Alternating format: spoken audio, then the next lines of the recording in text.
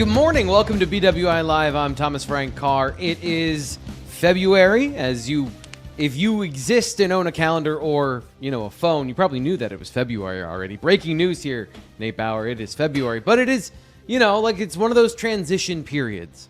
And so we're coming out of the recruiting season at the end of January, and before that, the transfer portal.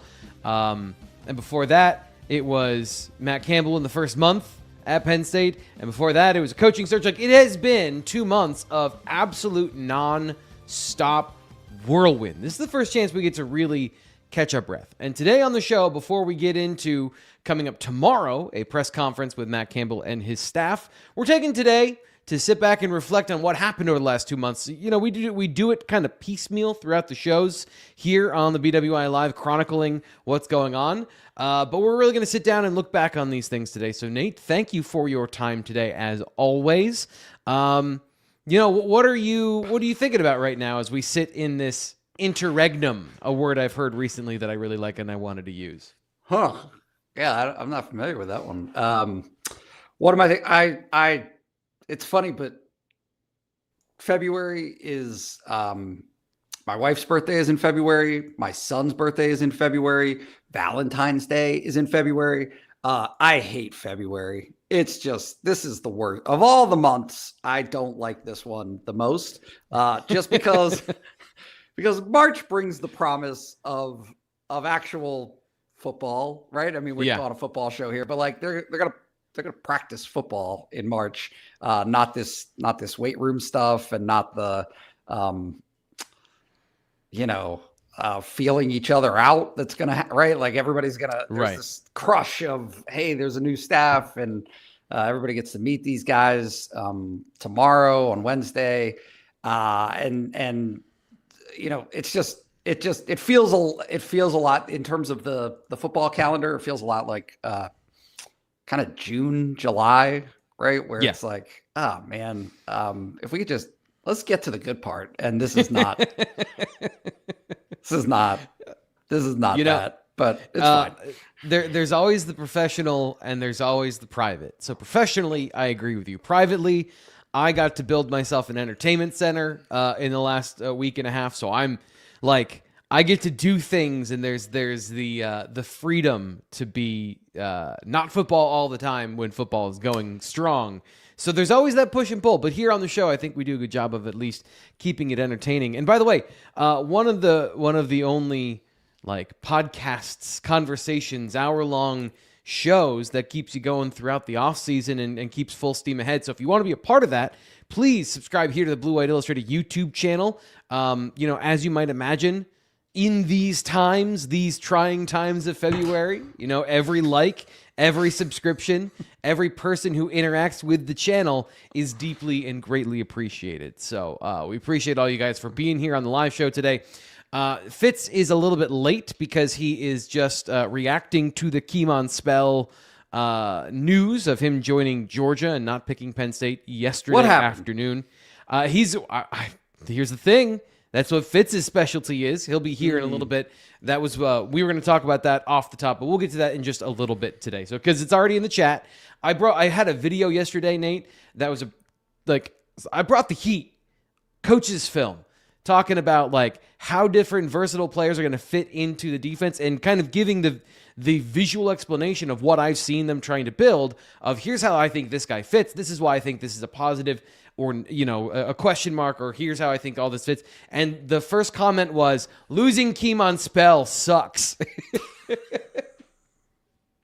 So it's important to Penn State fans, so we will be talking about it, but we want to make sure we have our fastball when we're talking about it, because I got thoughts, but I don't know anything. And I think Nate, do you know who Kemon Spell is? I do. Okay. I'm familiar. I do think there are, it's funny because I get, I take, it's not about the flack, right? It's about how milquetoast this opinion actually is. But you want the best players. You like the players who are the best at playing football when they're on your team and they're not on the other team. That tends to be a good indicator of success. And so it's not possible to look at this as like, oh, it's it's not a big deal for Penn State's future. It is a big deal. So right? You don't agree with Z-Man? I don't. But also, and to the point of 2027, like here's the thing, and I will absolutely own this. I think that I made a prediction last summer, right? That there was this like summer exodus, right, of recruits that Penn State was heavy with. Joey O'Brien, Wayful, Grayson McHugh, right? Kyrie Adams. There were a few there. And I hedged Brandon Finney, and I hedged, and I said, hey, just give this time, and these things kind of work themselves out. Maybe Penn State can sway one the way that they swayed. Name is escaping me. Tight end last year, Andrew Olesh. But hey, like I think there's probably some instruction there, right? Some lessons to learn of maybe not, right? Like if these guys are signing agreements and there are numbers involved, and you see kind of what's happening in the world of NIL with contracts, with Duke and Mensa and all of that stuff, like it might be over. It might be over. And if it is over, then that should just give Penn State fans some cause for concern, right? Some pause. It's the precedent it sets. If we're talking specifically about Kemon Spell, the athlete and the player, I'll continue to say this and then I'll caveat it. Elite players at any position can change the game in college football. It's harder to change the game from the running back position. You have to be an all-time great a lot of times to be able to do that if you're behind an average offensive line or you don't have a system that is necessarily giving you easy looks. Like maybe I don't even want to call it a good or a bad system, but a system that doesn't feature you, that doesn't bend over backwards to give you the best look possible. Most smart coordinators are going to do that for the quarterback. Most smart coordinators. But running back in particular, if you're going to miss on an elite recruit and you have more bites of the apple of other elite running backs, I mean, I don't think it's that surprising that the NFL draft is a great comparison for this particular conversation about I don't want to say exactly replaceability of a running back, but the replicability of what you can get for 75% of Kemon Spell. A guy like Isaiah Rodgers, I think, is a great example of somebody who, is he Kemon Spell? Does he have the frame? Is he as big? Maybe not. But does he have unique qualities that can, compensate for that? Sure does. And so it just becomes now a value proposition. And this is where I think, Nate, to your point of you want to have the best players at every position, that's absolutely true. And again, I'll say it again. It's like preaching. You got to say it enough times. When you have to make decisions, what do you prioritize? And I think that's incredibly important. And that, to me, that's the fun of football when you don't have an infinite NIL budget or an infinite uncapped sport. You're intentionally or unintentionally in college football constrained. And so you've got to make tactical, smart decisions about your roster and the way it's constructed. And speaking of making tactical and smart decisions about the way the roster is constructed, we're bringing in Sean Fitz here, talk about Kemon Spell, which was our lead topic on today's show. And he was just writing about it over at BlueWhiteIllustrated.com. So Fitz, thank you for joining us. Give us your opening salvo on the Kemon Spell conversation about how all this went down and what you think about it. Yeah, I think if you followed along on Blue White Illustrated, you noticed that Kemon Spell, a few things changed in the last couple of weeks. That one of those things was the possible reclassification to the 2026 class, which would have been a major advantage for Penn State. That ended up not happening, to my knowledge. I think it's probably off the table. I don't think it's nothing's official in that regard, but he's not going to end up playing anywhere college football in 2026. I don't believe. If that was the case, it would have been Penn State. It was not. He bailed on a trip to Penn State. It was not, as we talked about last week, it was not good. You never want to say that you're visiting somewhere that's, you've got this momentum, you've got this gusto and all that stuff. And then all of a sudden, something happens and you decide not to come, and then you're at Georgia a week later. I get it. Yeah, I get it. I know people were saying, well, once he canceled the visit, it was over. I don't necessarily know that that's true.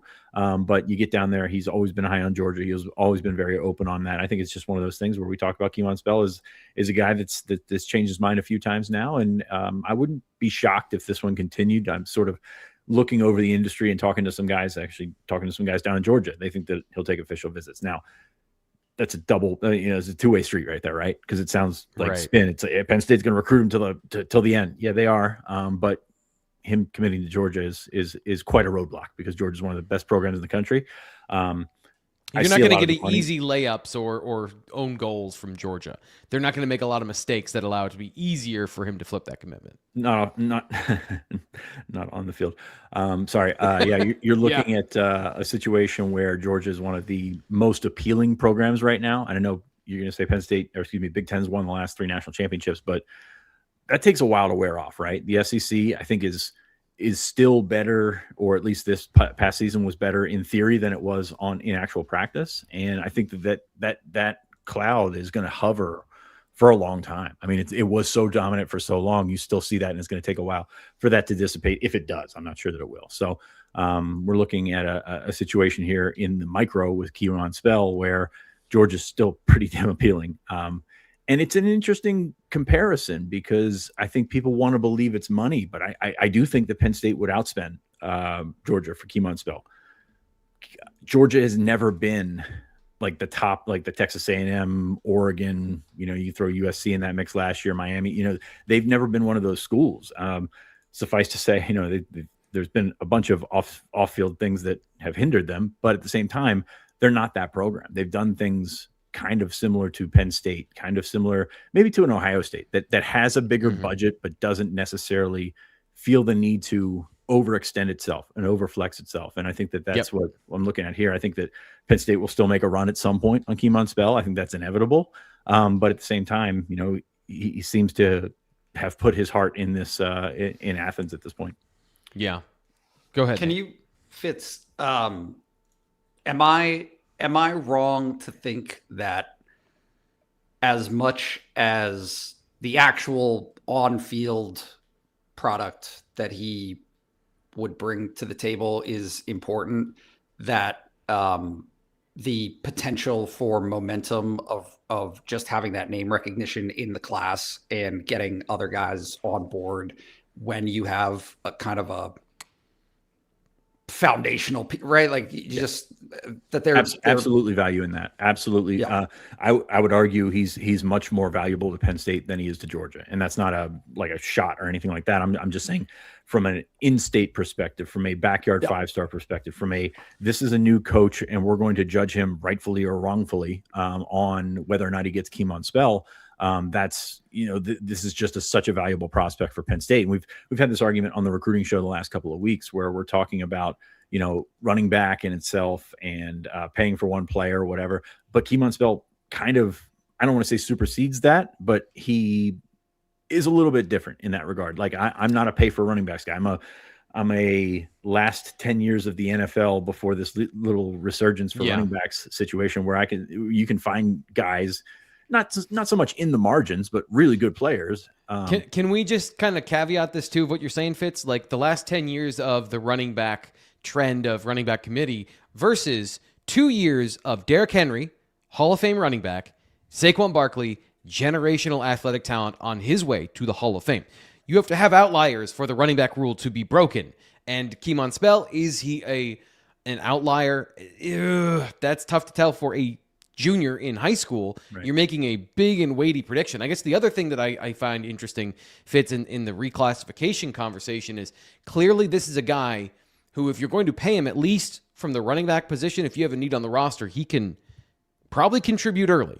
And so you're not waiting around like an Andrew Olish for somebody to make good on that investment. Okay, hold that thought and bring up Olish in a couple of minutes here. But you're looking at a position. I like the way that you hit on that, at a position that can make an impact right away. And if Kemon Spell were to come to Penn State, and this is just off the top of my head math, he'd be the highest paid running back on Penn State's roster, right? I mean, you're looking at a guy that just steps in as the guy from a from a monetary standpoint. He's not going to step in and be the number one guy in the depth chart right away, no matter if he or when he would enroll. But he would be a guy that not only makes more, but also had the opportunity to capitalize on that and play right away. Like, I think that comes into it, and that plays into it with that position. Olish is a different story, and two stories right now. Tight end is a little bit harder to do that, at least from an impact standpoint. You've had guys that have played at tight end before as true freshmen, but breaking through Penn State's wall of really, really good tight ends to play right away, not the most realistic thing in the world. I know he talked about it with every school that he considered in high school. He talked about playing early at Alabama. I don't know that was going to happen. Playing early at Michigan. I don't know that was going to happen. Very talented kid, but just the realistic nature of that. And then on the flip side of that, when Penn State got Andrew Olish to flip late, they ponied up in doing so. I mean, the numbers that you see are a bit inflated, but they still paid a lot to get Andrew Olish to essentially buy a win, right? To buy a win on the recruiting trail in a cycle where they had taken some hits, and that's an in-state number 1, number 2 player. I forget what he was off the top of my head, but you're buying a win there. You would be doing the same with Kemon Spell, but I think there's a big difference in doing it at the beginning of a cycle versus doing it at the end of a cycle, because you can ride that wave. You can, you just take those reverberations with you through official visit season, with you through the season, which, we see how things change quickly during the season. So I think that, yes, there's as much as I hate, like I said, I'm a cheap bastard. So I hate arguing for spending for anything out of control, really. It's all out of control, but we're far past that at this point. Right. But doing it on the front end for a guy like Kemon Spell, I think does make sense. And that's as fiscally conservative as you can get in terms of this guy. Not wanting to spend money, not saying don't blow it all in one spot.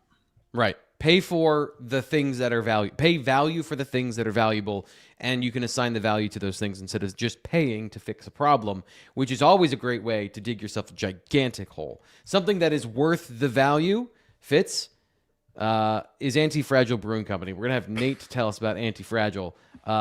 What's your current favorite beer over there? I haven't been in a couple of days. I know you. Is this the time of year where you're getting what you want from them, Nate? Because I know I like the stouts. I like the porters. I love a dark beer, but I know you like the lighter beers. So what's going on over at Antifragile? Yeah, it's full disclosure. It's been a couple of weeks, but it's reliably a 1, 2, 3, 4 will have a hazy on the board, and I'm a sucker for what the kids are doing, what the hipsters are up to.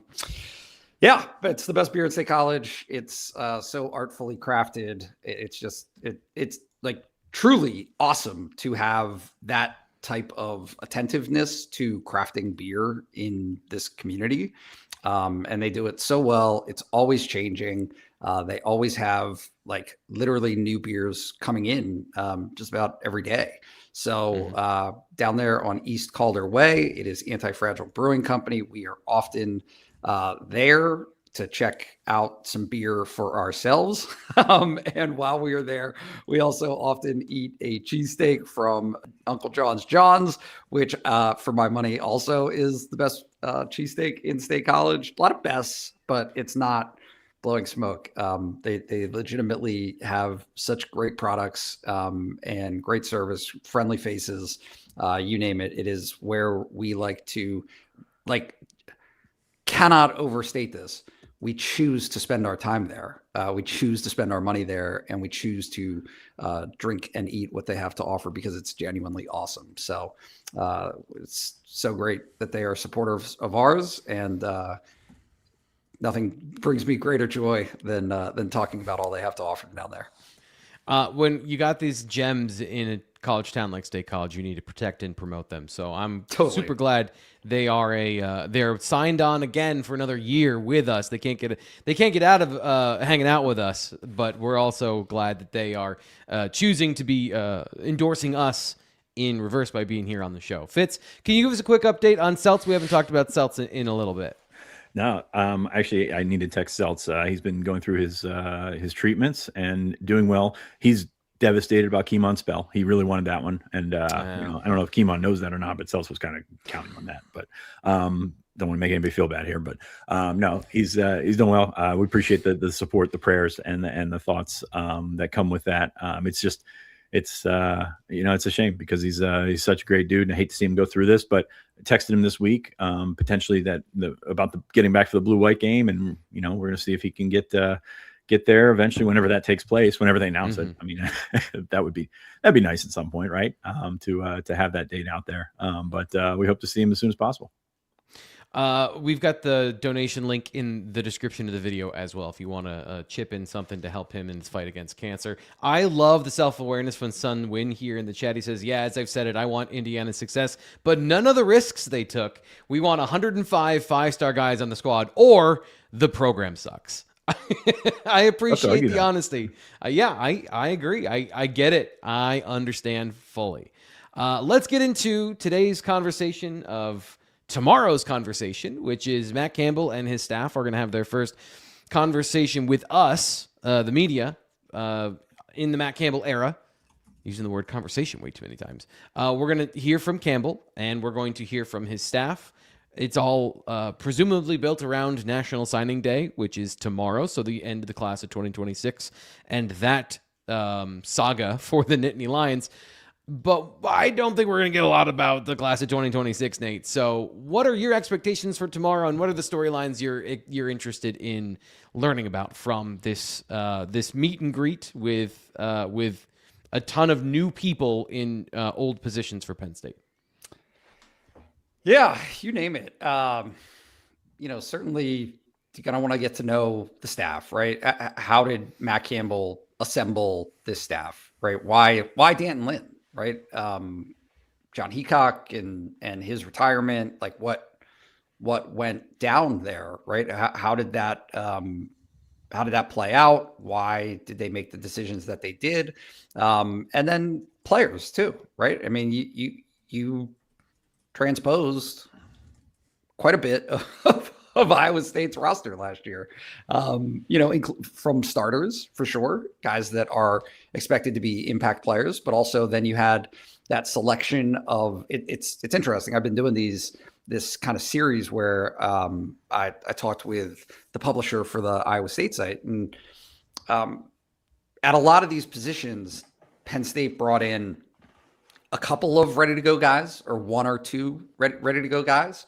And then one or two more developmental style players, right? Guys who they brought in more recently, who they parlayed off of some of the success on the field that they had in 2024, right? So they had better recruiting classes and were able to bring in some of those guys into the program.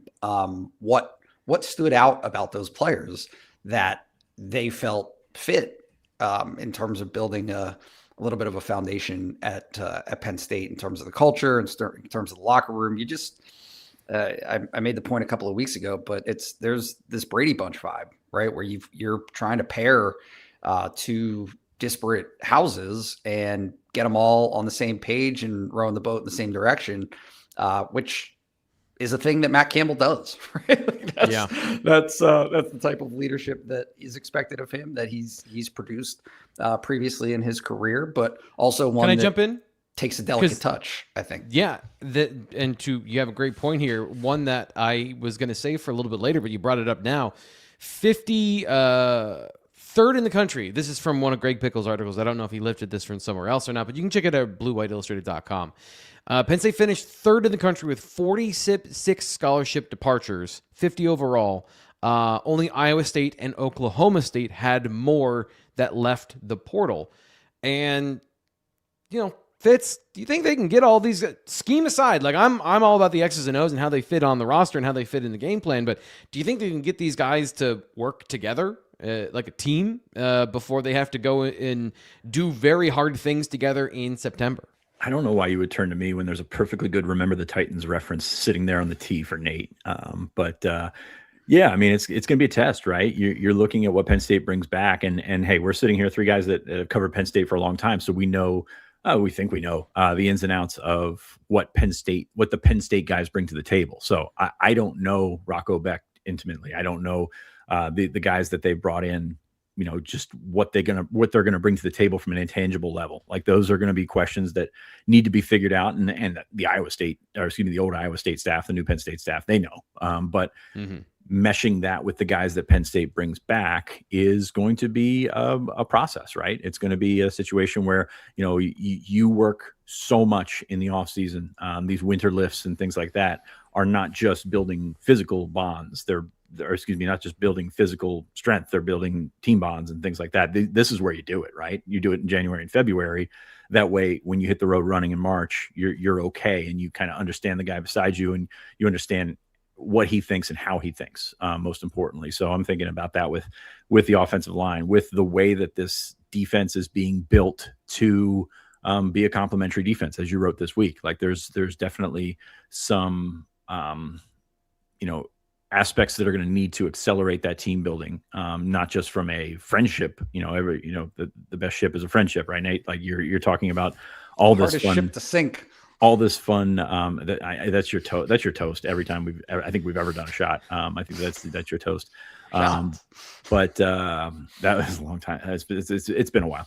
But you're talking about a situation where you need to have that cartoonish come together. And if you're going to have the schedule in front of you where you've got a potential double-digit win season, which could mean a potential playoff opportunity. I don't see them there yet, but the opportunity is there, right? Then it needs to come together this January and February. Can I say, and this is not contrarian. It's not anything. It's just interesting to me. Recruiting's not my thing. I'm not a star watcher. I'm not a rankings watcher. That's not my deal. I will acknowledge I was stunned to see some of the high school rankings, the prospect, right? Not the transfer portal rankings, but the high school prospect rankings of the players that transferred from Iowa State to Penn State, and think that's interesting. Right. I'm so used to the one time a year that I do pay attention to recruiting, being a signing day press conference and having, whoever it is, Alan Zamitis, right? Andy Frank, whatever, those guys talk about, hey, it's, just outside the top 250 or just outside the top 300, right? Like that style of player, in terms of their national prestige and where they rank in their positions, those kind of things, versus, outside of Alex Mansky, a lot of 600s, 700s, 800s, thousands, right? And I've got questions about Mansky in terms of like his long-term potential and some of the things that he does from an unknown standpoint, and from some of the things that I see of like, I don't know if his footwork is an eyebrow raising thing. And so, but also, not to derail the conversation, but to your point of like the highest rated player was a quarterback who isn't even going to be the starter this year. But that's where Brock Purdy right? Like that's where you have this history of established success at that position where they have an eye for it, and they've earned that benefit of the doubt. I think at that position, and you could probably say that across the board, right? That they, in terms of how they operated Iowa State, squeezing the most juice that they possibly could have out of the players that they had the resources to procure into that program. That's the selling point. It's just a matter of how does that translate realistically to a program at Penn State that has been developmental, that I'm not sure that worked. Right? Like kind of the argument was the developmental program didn't yield the results that Penn State fans and administrators and even the old staff, right, that they were looking for, that they were, it didn't get them to the mountaintop. And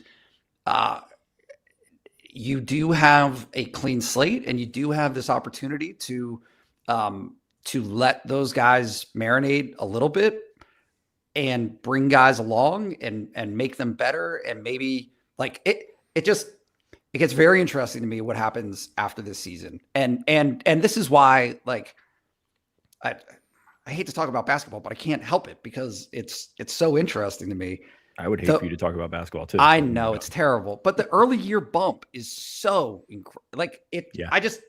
You cannot overstate how important this year is to the entire operation, right? Like the Matt Campbell era at Penn State Fitz. No, it's not. It's not you. I was just reading. Oh, okay. Okay. All right. But I was going to say, we got it. You're visibly rubbing your temples on air, and that's concerning for me. Luckily, the podcast could even hear your face palm. Sometimes I mute myself, and I forget that my picture's still there. So. But it's important. They really. I do think that it is important for Penn State to get off to a good start this year, because with that momentum, by showing it on the field, by having that track record, by having that success right out of the gates. That in many ways, I do like everybody's fixated on Indiana right now. And I do think that there are parallels. Indiana didn't play anybody in 2024, right? They had the easiest schedule in college football, one of the easiest schedules, parlayed it into this rags to riches story, and had that success, got to the playoff and lost that playoff game. But they were not one of the best teams in the country that year. Right. But guess what? Like, they were able to use that success and parlay it into better players, right? And with those better players, they had a better team this year. Is this are we back on the Rocco-backed Grunk argument then? Like, the 1 year versus 3 year, but also the 1 year being the first and most important. Does that make sense? Yeah. Yeah. I didn't know where you're going at first, but I get what you're saying for sure. Fitz, getting back to tomorrow, I'm just curious, who are you interested in talking to? Who do you want to meet and kind of get a first impression of on the staff that isn't Matt Campbell? Unless, Matt Campbell is the answer. Who are you interested in talking to tomorrow to learn a little bit more? Well, as we know, on the record quotes are everything. I think that talking to a guy like Derek Hoosier is going to be interesting, because this is it's a new horizon for them. It's a new situation where they step in and do they grasp the breadth of what they're doing? Like this is a massive, massive program. And if you're at Iowa State and you mess up, you're going to hear about it locally. You're not going to hear about it from a national level. If you, for example, like go 4-21 against top 5 opponents, you're going to hear from a national level. Sorry, Nate. That was a cheap shot at you.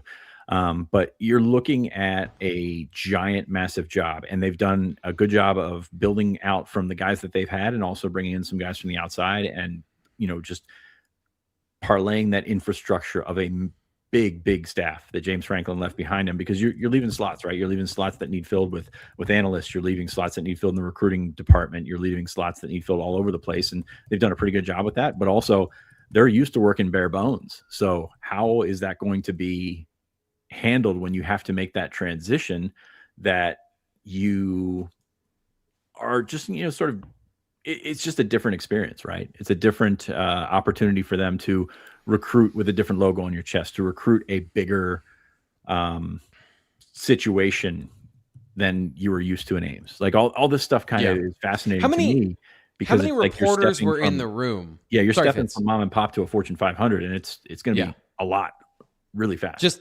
Just from the base, like, let's just go from a numbers perspective of like how many reporters were in the room to ask questions and get quotes of coordinators or coaches at Ames, Iowa, versus what happened in Matt Campbell's first press conference, or what's going to happen tomorrow. Just the volume, both like literally the number of people and then the volume of the response to anything you do is cacophonic at Penn State. So like even the pressure of the moment in the environment here is entirely different. Christian wants to hear from Noah Pauley, so I'm going to put that down on my list. Receivers coach is going to be big for Penn State fans.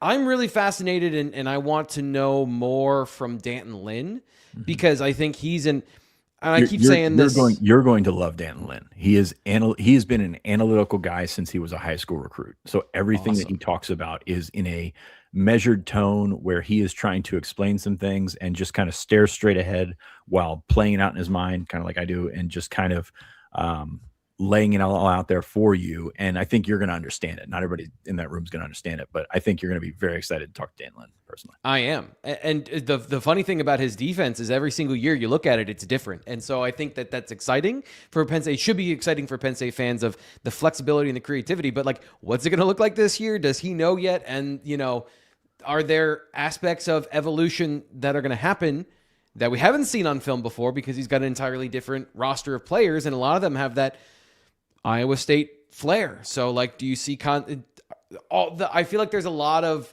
optionality and there's a lot more intrigue with Dan Lin, who's coming into this situation cold, as opposed to the offensive staff, which they're bringing over the whole gang. Head coach, offensive coordinator, receivers coach, offensive line coach, tight end coach is the offensive coordinator, and, you know, the strength staff, the scheme, the quarterback, the receivers, they're all the same. So there's like, okay, we can definitely see this is going to be a version of that over here. But with the defense, it can be something, but it also can be much more. So I'm fascinated to learn more about that. And then some of the position coaches who are coming across the country or are coming from different places and their expectations of Penn State and how they're generally view their job and their charges. You know, like I'm fascinated about all those things, but as you guys have pointed out, like, I want to ask Denton Lin, hey, do you need to run an odd front this year, or are you just going to scrap that? And he's not going to tell me that on record with everyone and all of his opponents watching. So those are some of the interesting things I think we're gonna try and learn tomorrow.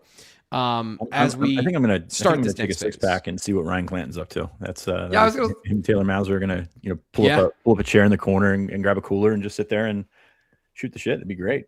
I want to take an 8-ounce can of soda, a 12-ounce can, and a 16-ounce can, and just see what they look like in his hands. That not video wrong. Made it seem like it was like one of those Andre the Giant type thing. Well, no, I was gonna say one of those ginger ales that they give you in a nursing home. Oh, like the thin cans. Yeah.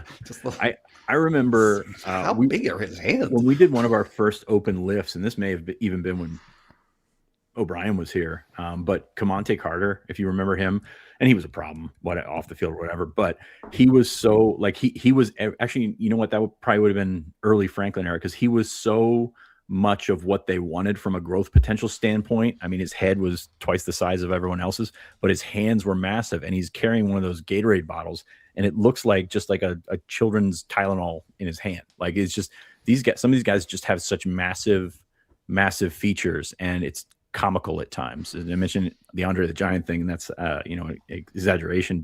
If you've ever seen Dr. J's hands, I mean, they're twice the size of my hands, and I don't have small hands. Freaks. Yeah. Aliens. Yes. Who are really, really, really good at what they've done. So that's coming up tomorrow. And of course, you can watch Matt Campbell's press conference here on the Blue White Illustrated YouTube channel. We'll have a live replay of his comments to the media here tomorrow. We will not have a live show tomorrow because can't be in two places that close back to back together. Plus, anything we say tomorrow is going to be immediately preceded and preempted by what we talk about afterwards. So that's going to be the plan for the week. So I believe it's noon tomorrow is the press conference. You can watch the live replay here. And then, of course, we'll be talking to the coordinators. I don't know exactly how they're going to have it all broken out, so we might have more individual videos. We might have more of that. But make sure you subscribe here to the Blue White Illustrated YouTube channel for more information and more context from that when we get that. And, of course, you can subscribe to BlueWhiteIllustrated.com because we'll have full analysis of what they say. We're going to have different voices asking them different questions to get different answers. And that's one of the best things that we do here at BlueWhiteIllustrated.com is have a diversity of people with different skill sets to get different perspectives on all these things. So we're going to have so much stuff to talk about with this press conference tomorrow that you can get throughout the next couple of weeks here in February over at BlueWhiteIllustrated.com. You can subscribe right now for just $1 to get your first work week free, and then you can decide if you want to join us for the full year. Frank, I got a loose end to clear up, or not to, I guess, tie up, I guess is what you do with loose ends. But going back to what Nate said about the recruiting rankings for Iowa State, and I think that's a very fascinating sort of, again, double-edged sword, because you look, I had the Under Armour Camp Series open here, and you go down the list in Florida, Arizona, Georgia, the closest to that general Ames, the greater Ames area, St. Louis, Missouri, Salt Lake City, and Chicago. So it is easy to go missing out there in terms of we don't have an upper Midwest on 3 guy. Steve's based in Indiana, but like all those states that they used to recruit, and it's tougher to be seen. It's tougher to be on that radar, and because of that, turning that sort of over, it's not easier to find those gems, but those gems are out there, and not as many people are looking for them in Iowa, in South Dakota, in those general states that I just, you just kind of all lump as one. So they've done a phenomenal job at that. And coming in the Northeast, it's going to be a lot tougher. Yes, you're going to look at the situations that they've put themselves in where they have gotten low star guys to the NFL. And that can still absolutely happen, but I think it's just going to be a different route that they have to take now that they're in the Northeast, now that everyone's coming into your backyard to recruit your state, and your state is a state worth traveling to recruit. Like, Iowa has put out some terrific talent, but it's mostly Iowa State, Nebraska, a couple outliers in different areas there as well. So it's a whole new ball game for them, and it's going to be part of that learning process, that learning curve that they're going to have to deal with over the next couple of months. So I get what Nate's saying, and he's absolutely right, because they didn't have the talent base to work with from a location standpoint, from a stars standpoint, whatever that may mean to you. But at the same time, they've developed an eye for what they're looking for. And if you look at some of the guys that they've prioritized early and some of the guys they haven't prioritized early, they seem to be sticking to that. They don't seem to be looking at the rankings and sort of dictating where they should go from there. I think there is value in it because, hey, a lot of those guys, 4 stars, 5 stars, they have stars for a reason because they're really good. Like this is not a situation where, you can pick a subset of 4 stars and say, all right, these 4 stars are going to be good and these 4 stars are going to bust. Like, you can't do that. That's not how this works. You can get some indicators in terms of what they like to do and how they handle themselves and how that can go forward. But at the same time, it's recruiting, and it's a crapshoot for a reason. So I'm excited. I'm excited to see it because it's going to be a cool case study that's playing out right in front of us. It's a measurement of athletic. This reminds me of People's Sexiest Man Alive, right? And it's always like, this is People's Sexiest Man Alive. But the other side of this is that we know of, like, they're people that are like, first off, that one is subjective. In football, in the star rating system, is much more about athletic potential than it is about, something as objective as attractiveness. But that's what you don't have a full account of every corner that's 6'2" and has a shuttle under 4'2" in America as much as you want to. And On3 has an excellent database of all of these players. But as Fitz just pointed out, you're limited by human resources to go and find that information. And certain areas, we just don't know about the People's Sexiest Man Alive in the upper Midwest because there aren't people there to track it. And eventually it becomes a point where you just don't care. Just like this analogy that no one else is getting on board with. So let's move on and talk about. Everyone knows it's Patrick Dempsey. Go ahead. Is that who it is now? Okay. I keep up 0 with things like that, but I always laughed at this is People's Sexiest Man Alive. And it's there's probably a guy somewhere in some European country that we've never heard of. Stop. Who is perfectly symmetrical, like the next Chris Hemsworth, but he works a job as a trader on some stock exchange or something like that. Anyway, I'm going to re-rack this one because I want to have this as a conversation. We've kind of discussed what we're going to see tomorrow, but the recap of what's happened over the last couple months is truly mind-boggling when you look at the number of things that Matt Campbell had to do between when he was hired December 5th and tomorrow, which is February 4th, which is roughly 2 months since he got the job. He had to speed run building a program in his image with the coaching staff, recruiting, and the transfer portal all at the same time. And so, it's kind of like the hockey puck whizzing by your head. You're going to catch as many as you can, but you're not going to catch them all. I wanted to do some superlatives here as we close that chapter before we start the next one tomorrow. So we're going into the coaching superlatives. I've got a whole bunch of them on the page. These guys haven't looked at it yet, but I'm going to throw some of these up here and we're going to just talk about it. So let's start with this one. I'm going to go completely out of order. Best moves from the last 2 months, and we're going to go best moves for staff acquisition for Matt Campbell. What do you guys think? Fitz, what do you think is the best move that he made from a staff acquisition standpoint? Yeah, I think keeping Terry is just going to be one of those holdovers there that keeps everything sort of glued together. But I will say Justin Lustig, keeping him around is a big deal because he's very good at what he does. He was in demand this offseason, and Penn State was able to turn around and kind of hope that they can ride this special teams wave, which special teams obviously the highlight of everybody's year naturally, but the highlight of the Penn State 2025 team. So I think that keeping Justin Lustig is a very big deal, and I think that that's going to pay dividends, and probably won't see it out in front like an offensive coordinator or defensive coordinator, but by the time that one came around, you're like, man, they got to keep this guy, and they did. Nate, what do you think is the best move so far from that perspective of adding or keeping staff members? Am I allowed to counterpoint Fitz real quick? No. Sure. I think Terry is a little more complicated. And I like Terry. You like Terry. Like, I think it's just delicate. I agree 100%. But I just think it's delicate. From a holding things together standpoint, I think it does matter. The corner room, the recruiting, all that stuff, it does matter. So yes, I think it's very complicated, and it's not necessarily, I don't want to say not a fit, but like this is Penn State putting him in that position, where they wanted to keep Terry Smith because of the work that he did, and they wanted to reward Terry Smith, and they did. But it's not necessarily Matt Campbell's first choice, I would say, right? Yep. So anyway, Dan Lynn. Thank you for combating me, and then me just shitting all over myself. So appreciate that. Bad language, Fitz. How dare you? So Dan, do you think Danton Lynn? I want to talk a lot of. I've kind of moved on to the defense, and I just want to talk so much about Danton Lynn and his defense. Why do you think it's a big get for Matt Campbell? Yeah, I don't think it guarantees anything, but I think it represents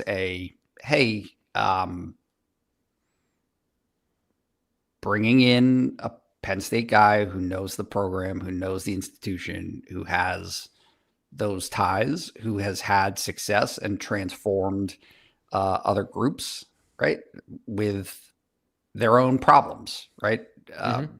UCLA had issues, obviously, and he made them successful, and USC has had lots of problems under Lincoln Riley defensively that he helped to improve. So if with that blank slate at Penn State, just given some of the missteps last year with Jim Knowles and how that played out, I think it gives Penn State a fresh perspective and a good opportunity to have success defensively. Yeah. And this is a side conversation. I completely and totally get now why James Franklin had such a hard time getting Danton Lynn to Penn State despite trying, because his defense is amorphous, and it is not a traditional James Franklin 4-2-5 defense. It can be, but also it wants to be more. And I know Manny Diaz came in here and changed things radically in some areas, in some situations. And he even has now pivoted to being more of a multiple front, doing more odd fronts and things like that. When he experimented with Abdul Carter walking up from the linebacker position and doing some 5-man pressure looks at Penn State. All that happened at Penn State. I'm not saying it didn't, but what I'm saying is it is versatility and multiplicity is baked into, adaptability is baked into this defense. And Matt Campbell and his defense and his history with, I want to be a 4-down front, but really what I want to do is make it really hard on the offense. If that's kind of the starting point from their individual perspectives, it makes total sense how Danton Lynn is here now. And James Franklin, who is, we're going to run a 4-down front, probably going to be a wide front. We want to run, 2 linebackers, nickel. You can decide if it's a hybrid safety position or not, but really we're going to have this structure of an attacking defensive line. And Danton Lynn wants big-ass defensive tackles to stop the run and then do other things and be interesting and multiple. And those two things are very different. I think that makes a ton of sense as to, how the win came now versus previously when he was, has been the object of Penn State's eye for several years now as a defensive coordinator. Let's go to the biggest. Hey, Frank, Sure. Sorry, I got an honorable mention here because I want to talk Sure. about this because it's fascinating to me. Former head coach of the Bluffton Beavers, Tyson Veit, is coming from Cincinnati, where he was a defensive coordinator, and Bearcats fans were pretty happy that he left, right? You're looking at a guy that did not have a ton of success. It's the Big 12, so it's wide open, whatever. Ton of success calling the defense and being the guy, a defensive coordinator. But you look back at his prior resume, most of it under Matt Campbell at Iowa State. It's very, very good, with one of the top linebacker coaches in the country. But that shine kind of wore off with his time at Cincinnati. Who does that sound like to me? Happens. Sounds like Anthony Poindexter. It sounds like a guy that, when he was asked to be a defensive coordinator, the results were mixed. And of course he was, I think, at UConn, so overmatched, number one. Yep. And number two, you're looking at a guy that has a very, very good track record of safeties. Now you're looking at a guy with a very good track record of linebacker. I think this is, I don't know that I would label this as a rehab stint, but he is a really, really good opportunity to coach those guys up and be successful doing it. Even though he's coming here on what some would consider a down note after his time at Cincinnati. I think you can make the same conversation point about Lynn. He's had 3 years of production as a defense coordinator. Last year wasn't great, but also I don't think the roster was very great. I've been doing some more research into kind of what happened in 2025. It's interesting that I wouldn't put him in the category of like a rehab stint, but there is. It's just very interesting that Penn State is in that. It's been a while since Penn State would be considered a rehab place for a coach, as opposed to they were trying to go out and compete for the highest prestiged coordinators and coaches at certain positions over the last 3 or 4 years under Franklin. Well, also, is how I felt the shift was. Yeah, I made this comparison on the board, but Manny's stock was quite low coming off of his job, his Miami great point. job, and all of a sudden he's the best, if one of not the best, or one of, if not the best defensive coordinator in the country for a stretch at Penn State, turns that into a head coaching job. So probably more rehab in that than Tyson Veit, but a similar situation. And on top of that, when you say about, I get what you're saying about Danton, but Veit doesn't have to make the calls and be responsible for making the calls, like hold the accountability for making those calls. So I'm very fascinated to see how he and Dan Connor work together and how that's going to turn out, because linebacker is fascinating, man. You got those 4 new Iowa State guys. And you got 2 Penn State guys who I think are really talented, both coming off of major injuries, and you got some in-betweeners in there to mix it up. So I'm excited to see how that one's going to play out. And I think Veit's a very good coach. It's just I caution to judge him by his tenure at Cincinnati, because it's being a coordinator and being a position coach, very, very different. Biggest risk taken when assembling this staff and roster? Nate, do you have a thought of risk and like whatever decision you want to pin on risky decision? What do you think the biggest risk taken was? Player or coach? This is dealer's choice, Nate. You can't ruin this game because I'm letting you decide how the game rules are. I'm trying. I love to ruin games. That's what I do. Rocco. Yeah. Rocco Choosing Grunk. Rocco. I mean, it's. I mean, you got to put a flash in there and go it's- Rocco Mansky, because that comes in, that plays into the math as well. Because if you had a chance to take Rocco, just Rocco, or Grunk, that argument gets a lot more diverse. And then, but if you have Mansky with 4 years left, and you think he can be a guy, and they're gonna use 2026 to figure out if he can be the guy in 2027, and hopefully for Rocco's sake, for everybody's sake, that he's not pressed into duty in 2026, but they're going to use 2026 to know if they're going to have to bring in a portal guy or if it's going to be Mansky moving forward. So I think that's absolutely part of this, a huge part of this conversation. Alan Saunders agrees in the chat. He says biggest risk is the Iowa State quarterback for sure, and just a little bit of an injury history there. A guy who played through the injuries, but also 2 shoulder injuries in 1 year is wild.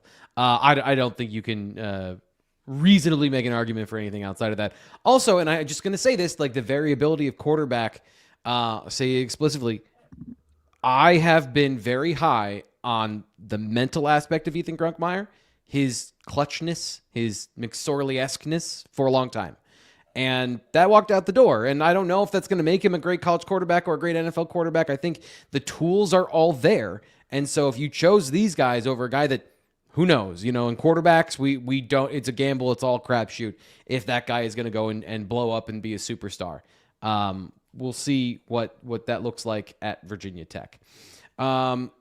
This is the Fitz. I put this one in here for you, so I'm going to come to you first with this one. Biggest roster concern now that we have the hay in the barn and we know kind of what the roster, the outline of it looks like. Yeah, I think there's a couple spots here and a couple premium spots here. You look at offensive tackle, and not that they don't have talent or bodies, but you're pretty well unknown beyond Anthony Donka. That's why losing Egan Boyer was a big deal. But Garrett Sexton's there, Owen Alicini's there, Malachi Goodman might be there, and then you got a couple guys coming in from Iowa State that can compete. So numbers not necessarily an issue there, but talent, depth, experience is part of the cycle of college football.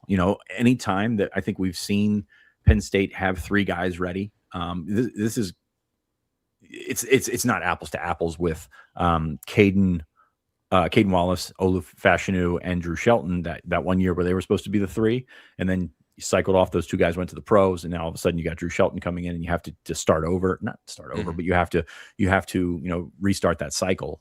Penn State's restarting that cycle right now. So I have questions about offensive tackle. Does the transfer from Tiffin, does he factor into there at all? I don't know. And then defensive end, because you lost a couple of very, very good, very talented defensive ends. You kept Yvonne Kemaju, which I think is a big deal. You kept Max Granville, which can be a big deal if he comes back healthy, which I think given the kid's work ethic, I think he will. But at the same time, you have a smaller position, a smaller built position. You don't have Deny that's 6'5", 270 or whatever that's going to set that edge for you. So they're going to have questions there, and they're going to have to work it out with the D tackles. They're going to have to work it out with the linebackers and sort of kind of meet in the middle. And at a position as important as the one that typically gets after the passer the most, I do have concerns there. Nate, most to prove, player or coach that has most to prove on the roster? Kobe Howard. Interesting. Why Kobe Howard? Is he a superstar? Is he a regular starter? Let's start there in this offense. Both. Is he a regular starter? Yeah. Yeah. I mean, that's particularly at that position. I just look, we're all human. And we all focus on the things that we focus on. And sometimes it's groupthink nonsense. And sometimes it's groupthink for a reason. And,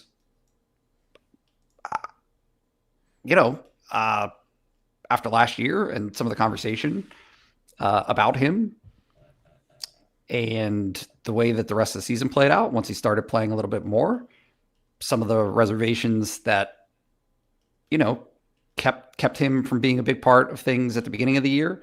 Like, what does he look like? And I think that it's probably patently unfair to put that on a true sophomore, but also, look, this is a program, a fan base, an ecosystem, just thirsty for a game-breaking receiver, a dude who makes catches that, look, say what you want about Indiana, and certainly Fernando was great for sure.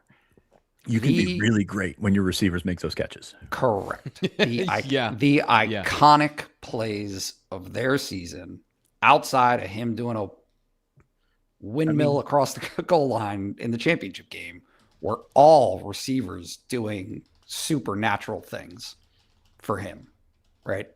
Penn State has not had a whiff of that since Jahan Dotson caught a ball with one hand in front of an empty stadium during COVID.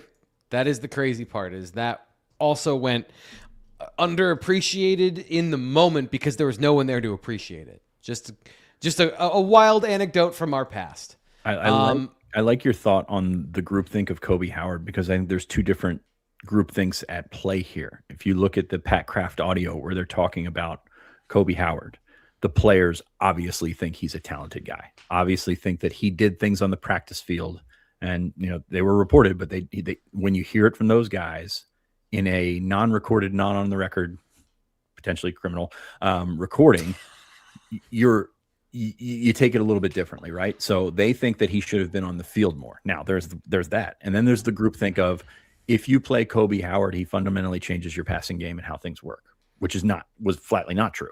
Like that, yeah. we saw he got in there and did some nice things, and Penn State's offense was better for many reasons, but Kobe Howard was a little bit lower on the list. So you're taking what those players were saying, definitely taking that a lot stronger than saying, well, Penn State's season was ruined because they didn't play a freshman receiver, which was patently absurd.